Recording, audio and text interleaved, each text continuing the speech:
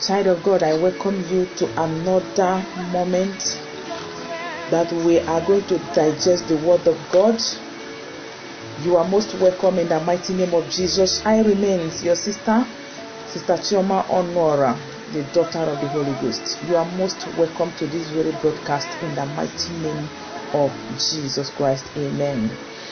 We have been looking at the healing at the pool of Bethesda. The last time we were able to take from verse number 1 to 5 of John chapter 5. And today, by the grace of God, we are going to take from verse number 6 to verse number 9. By the grace of the Almighty God, let us pray. In the name of Jesus Christ. Abba, Father, our King and our Lord, our Maker, our Sustainer, our Provider. You are the King of Kings and the Lord of all Lords. Daddy, is because of you that we are here. Daddy, and you are here because of us too. Daddy, we say, let your name be glorified in the name of Jesus Christ. Amen. Daddy, give us insight as we want to digest your word, oh Father. Teach us, oh God, that we may understand. Daddy, let this your word be a light unto our salvation.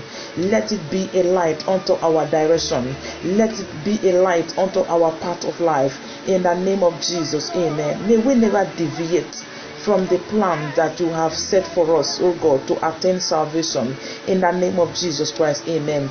Thank you, King of Glory. Come and teach us, oh Father. Come and talk to us in a language that we are going to understand. To the glory of your wonderful name, in Jesus' name, amen. Child of God, you are most welcome in the name of Jesus Christ, amen. My name is Sister Chioma Onora. I don't know whether you have subscribed to my YouTube channel. Please do so. Like, share, and subscribe to my YouTube channel. It is good that you do that. It's very, very expedient that you do that. I have a lot of videos in that very YouTube channel. It's good you go there and you watch the rest of my video, and subscribing and pressing the notification button will enable you to know whenever I upload a new video, and you are going to partake in it and you'll be able to watch it there. May the name of the Lord be praised over your life in the name of Jesus Christ, amen. Just like I said before, that we are looking at the healing at the pool of Bethesda that the book of John chapter 5 talked about. So last time we were able to take from verse number 1 to number 5, and today by the grace of the Almighty God we will be taking from verse number 6 to number 9. Yes, I want to read it. When Jesus saw him lie and knew that he had been now a long time in that case, he said unto him, Wilt thou be made whole? The impotent man answered him, Sir, I have no man when the water is troubled to put me into the pool, but while I am coming, another stepped down and before me. And in verse 8 he said, Jesus said unto him, Rise, take up thy bed and walk. And immediately the man was made whole, and took up his bed and walked. And on the same day was the Sabbath. I'm reading from King James Bible, King James version of the Bible. May the Lord Almighty bless the reading of his words in the mighty name of Jesus Christ, amen. Talking about verse number 6 of this very chapter, which says that Jesus came. You know the story because we started it last time, how there was a feast at Jerusalem. So Jesus was coming to Jerusalem because of the feast that is at hand. And when he came there, and he decided to go to the sheep market, and at the sheep market there is a pool that is called the pool of Bethesda, and the people of the people that the Bible describes as impotent, invalid people, people of different degrees of disabilities. That is where they assemble. That is where they assemble, because there is a miracle that normally takes place at the pool of Bethesda, and that miracle is the miracle of the angel of the Lord coming seasonal, coming at a particular time to stir up the water. And when the water is being stirred, anybody that entered the pool will be healed of any kind of illness that is disturbing the person. So, but this man, this particular man, has been at the pool for the past 38 years, and up till now, up to that moment, nothing to show for it. He has not been able to get that miracle that he's been looking for. So in verse number 6, the Bible says that Jesus Christ came, and when Jesus came, he noticed this man. The Bible said that there were many people of that disability folk. There are plenty there, but when Jesus came, he sighted this man and he noticed this man. My prayer for you, child of God, this moment is that let your destiny helper notice you among the crowd. Amen. Let the man or the woman that will help you in this life, let him notice you from wherever you are now. Amen. In that your office, let that man that will be a helper to your destiny notice you in the name of Jesus. Amen. So among the crowd of the people that were there, all of them are disabled people. But Jesus noticed only him, because according to the word of God, Jesus did not heal all of them. He healed only this man. He healed only this man. The healing was just about this man. So what am I trying to say? Jesus just noticed this man. Jesus just noticed this man and unleashed the miracle on this man. And I begin to look at the journey of Jesus Christ, and I see that there is nothing, absolute nothing in the life of Jesus that is coincident. So that it will not be like, say, he just come for the feast at Jerusalem and this miracle just coincidentally take place. No, I disagree. You know, anything that you see Jesus do or is doing, honestly, it is a plan, it is a divine plan for it to be that way. I know that this healing is the reason why Jesus came to Jerusalem, not even the feast. But we thank God that the Bible said it's because of the feast. But he was not even at the place where the feast is taking place. He came out of that place because of this crucial assignment, because of this distress call from this man. And this man, by the grace of God, received a miracle that is above all miracle. There is something that happened in verse number 7, and I want us to look at it. The impotent man answered him, "Sir, I have no man when the water is troubled to put me down to the pool." Let me tell you something. When Jesus came to this man, he said to him, "Will thou be made whole?" Would you want to be healed? Do you want to be made whole? Do you want to be healed? But instead of this man to say yes, I titled this. I said to this place, I said this man should have answered simple yes or no. The answer that is required of this man to say here is yes or no. But instead of this man to answer Jesus yes or no, he began now to complain to Jesus. And I look at the people's life and some people's life, I begin to understand that some people, instead of praying to God and tell God what God will do for them, they are busy complaining about one or two things, busy complaining about the situation of life, busy complaining about the situation, complaining about their job, complaining about their marriage, complaining about their status, complaining in different ways. God is not a God of complaint. He doesn't like complaint. He doesn't like complaint. He came to this man and asking him, "Do you want to get healed?" Instead of this man to say yes, he began to explain to Jesus that when the spirit, when angel of the Lord will come inside the water before I will be able to go. Another person have first me and enter. That was not the question of the Lord. The Lord was asking him, do you want to be healed? And instead of him to answer him yes or no, he began to complain unto God. He began to lay complaint. I don't know whether you are in this category who do not tell God something but complain. You are looking for a child for a long time, and instead of you to tell God, Lord, I need a child, you begin to tell him that you know that it has been 10 years since I married. You know that it has been 20 years since I'm in this marriage. That one is a complaint. You are complaining. You are not saying anything. You have to talk to your father if you want to get anything from your father. Father, this is what I need, and that is it. You don't need to complain to God. You are too small to give God information. Let me tell you, even our prayer is not an information unto God, because our God is all-knowing God. I don't think there is anything you tell God that God do not know. So complaining to him is actually a waste of time. A simple answer, yes or no. In issues of life, just make your statement and go. You don't need to begin to complain to God. You don't need to let God begin now to pity you. Tell God what you want, and God will come to your aid. It's not about complaining. God is not too interested about complainants. So it's just that God Almighty have already made plan for this man, and by going to Jerusalem for his sake. If not, he was complaining, he was not answering the question that was asked by Jesus.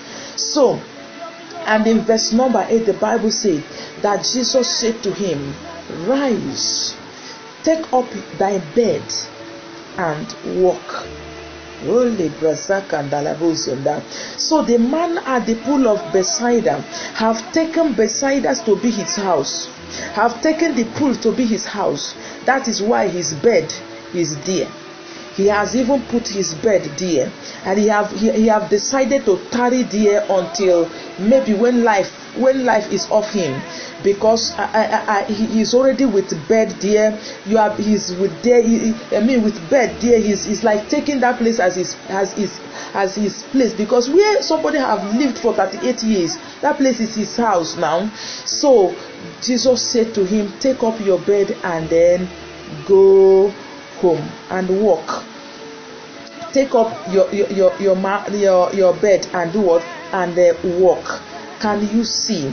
I thank God for what God have God demonstrated there, that place, that the answer of this man did not even deter Jesus from doing what he have planned to do for this man. Oh, this man stand up and begin to walk. A problem that has been for 38 years. That is now why I understand what the Bible says, that crying may tarry in the night, weeping may tarry in the night, suffering may tarry in the night, but the joy will definitely come in the morning. There is something I understand, that the night is longer than the morning. Light is longer than the morning, but the joy of the morning, once the morning come, whatever that transpired in the night is already a bygone. I don't know whether you are getting it. Sometimes it will be you like the night, that this night you don't want to end, that the morning don't want to come. But no matter how it tarries, whenever morning come, the agony of the night is being forgotten. So what am I trying to say? The joy of this man no bound. The joy of this man was so much that the suffering of 38 years disappeared out of his way.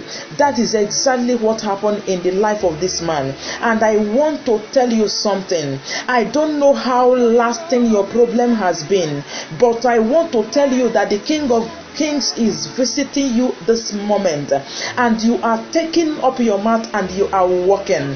You are taking your mat and you are walking out of that your barrenness that you have been for years. You are walking out of it in the name of Jesus. That joblessness that you have been in, you are walking out of it in the name of Jesus. That depth that you have been in for years, you are walking out of it in the mighty name of Jesus. Every illness in your life, you are walking, you are taking your bed and walking out of it in the name of Jesus. Amen. does not matter how many years that sickness have been tormenting you. It does not matter how many years you have been suffering in that kind of predicament. But I want to tell you, child of God, that as this man walk out of his problem, the problem that is 38 years old, your own problem is going to be a bygone in the mighty name of Jesus. It is going to be a thing of the past in the mighty name of Jesus. Amen. I declare unto your life, the Egyptians you see today, the Egyptians you have been seeing all this while, you will see them no more in the name of Jesus. Amen. Today, your mouth will speak testimony in the name of Jesus. Amen. You have been hearing people testifying, but today I declare unto your life, let that your mouth be open for testimony. Amen. Let that your mouth be open for testimony in the mighty name of Jesus. Amen. After this altar of prayer that you are hearing, we are praying now, the next altar you are going to appear is the altar of testimony in the mighty name of Jesus Christ. Amen. I want to tell you something that the Bible said in the book in verse 7. In verse number 7 of this chapter, that this man is an impotent man. Some version of the Bible said he is an invalid man. I don't know whether you have been tagged an impotent man. I don't know whether you have been tagged an impotent man. Whether your womb has been called an impotent. Whether your system has been called an impotent. Whether your kidney has been called impotent. Whether your life has been an important life. I don't know whether that contract papers that you submitted has been tagged invalid. I don't know whether your papers for abroad has been tagged invalid. I don't know that quotation you gave to the company that have been tagged invalid. But I want to tell you, as Jesus stepped into this man and make the invalid man to be a valid man, so shall your life recuperate in the name of Jesus. So shall your life resuscitate in the name of Jesus. So shall your life come back to life in the name of Jesus. You are going to live a quality life. Everything that the cankerworm have eaten up in your life, it shall surely be it shall surely and fully restored in the name of Jesus. Amen. May God restore whatever you have lost in your life. If you have lost your name, if you have lost your glory, if you have lost your money, if you have lost your position, if you have lost your promotion, if you have lost elevation, if you have lost connection, may God restore all of them for you in the mighty name of Jesus Christ. Lebrosokanda lemayanda, repata lebrosokanda lebayanda, labrosokanda lebranda lebos. I connect to the anointing that takes place in the life of this man that have stayed at the pool for 38 years, and I decree and I declare upon your life, child of God. Let this miracle happen unto you. Amen. No matter the number of years that you have tarried in that your sickness and that your problem, let God Almighty visit you at this hour, and I declare that sickness, that problem is now a thing of the past in the mighty name of Jesus Christ. Amen. It's only Jesus Christ that can turn an invalid man to a valid man. It's only Jesus Christ that can turn impotency to potency. It is only Jesus Christ that can turn a man who is insignificant to a significant man. May God Almighty turn any negativity in your life, every negative name in your life, may God turn it to positive names in the name of Jesus. Amen. Whatever name that your problem has given to you, let the blessing that is about to come your way take over that very problem in the name of Jesus. Amen. Take over the name that the problem has given you in the name of Jesus. Amen. Because I said the name of this young man or old man was not mentioned in the Bible. They just tagged him as a man at the pool of Bethesda. And in verse 7, the Bible said he's an invalid man, an impotent man. I don't know whether your problem has swallowed your name, but I want to tell you that your name is being released in the mighty name of Jesus Christ. Your name is being released in the name of Jesus. Your name is being released in the name of Jesus. Any anywhere that the enemy have swallowed your name by bringing a problem, bringing different kind of problem, may the Lord King of Glory restore back your name, restore back your name for you in the name of Jesus Christ. Restore in the name of Jesus. Amen. Whatever the locusts have eaten up in your life, let it be totally and fully restored back to you in the name of Jesus Christ. Amen. In verse number 9, and that is the last verse we are going to take today, the Bible said, and immediately the man was made whole and took up his bed and walked. And that day was on a Sabbath day. Immediately. I know that our God is a God of immediately. If you watch most of his miracle, him immediately. If you watch all his miracle, immediately. The woman that touched the hem of his garment, immediately. He is a God of immediately. Oh, a man that was dumb and was dumb and deaf, immediately is a God of immediately. So immediately he said that he should take up his mat and go. This man was made whole, and he picked his bed and he decided to and he headed home. I don't know where the problem have kept you. Have the problem kept you in the hospital? Is the problem keeping you in the prison? Is it in the international prison or the local prison? Wherever you are hearing my voice, is it in the prison of the world or is it in the spiritual prison? You are being released. You are going home in the name of Jesus. You are being released. You are going home in the mighty name of Jesus. There is a release upon your life. There is a release upon your destiny. There is a release upon your finances. So, in the mighty name of Jesus, let there be open door for you. Let the door be open. Any closed door against your destiny, any closed door against you, let that door be open for you in the name of Jesus. Amen. As this man went home gladly, forgetting the 38 years of agony, so shall you jump up on your feet and begin now to exalt the name of the Lord, because there is a miracle taking place where you are now in the name of Jesus Christ. The number of years you have suffered, it will not be like the joy that is about to come your way. Now receive it in the name of Jesus. Receive an everlasting joy. Amen. Receive your breakthrough in the name of Jesus. Amen. Receive your freedom in the name of Jesus. Amen. Receive your freedom in the name of Jesus. Amen. Pick up your mat and go home. Pick up your mat and go home. Pick up your life and go home. Pick up your hope and go. Pick up your hope and go in the name of Jesus. Amen. You will not suffer again in the name of Jesus Christ. You are totally free in the mighty name of Jesus. Amen. I declare you free in the name of Jesus. God bless you in the name of Jesus. Amen. Wow. God have blessed you indeed. I know that my Father have blessed you indeed. It is well with your soul in Jesus' name. Amen. The concluding part of this will be coming your way in a short, distance time. So please subscribe to my channel so that you will know in and out of the uploads that I am putting into that channel, so that you'll be able to participate, and God will bless you so much in the name of Jesus Christ. Amen.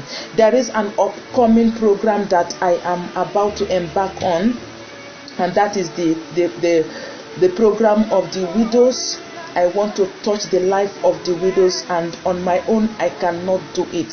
So I want to encourage you to be part of it, so that if you join me, it will become a teamwork, and it's only the teamwork that make a dream work to work. So may God bless you in the name of Jesus Christ. Amen. So if you want to be part of this, as we want to bless the children of God, the widows, then you can call the number that is on the screen. Then you can take any means to reach us and to bless a soul, and the name of the Lord will praise on your life in the name of Jesus. Amen. When we are talking about widow, we are talking about widows, the widows that are in need, because there are different categories of widows. There are widows that are very, very buoyant. There are widows that do not need any financial help. There are widows that don't need any help because they are okay.